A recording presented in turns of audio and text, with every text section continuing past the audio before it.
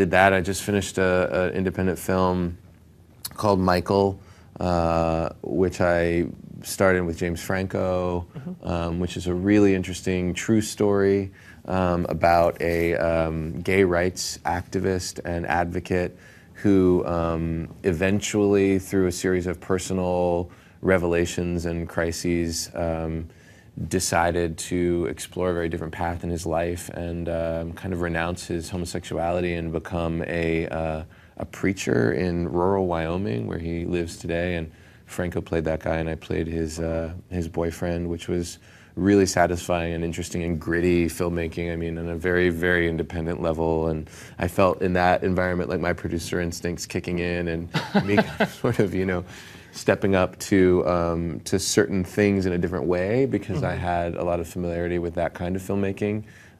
So that was really interesting. Just finished that, and now working with Franco on something like that.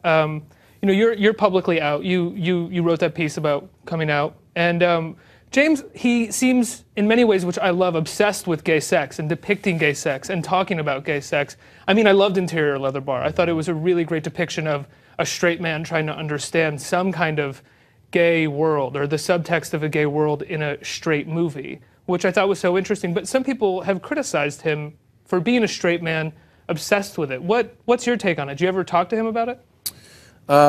We talked a little bit about it. I mean, my feeling about James in particular is that he's someone who's really interested in generating a dialogue, and his personal position or perspective on something is almost less important to him than in what that position that he adopts will generate in other people. And I think he's a provocateur in that way. And but do you think it's strange to use gay sexuality as a form of provocation? I think it's a straight man possibly to use it as provocation? I think it's certainly an issue in society today that warrants provocative discussion, provocation. Yeah. So provocateur, provocation. No, but I don't. I mean, no, I don't. I think it's like political issues, like social issues, like spiritual or religious issues. I mean, I think they're all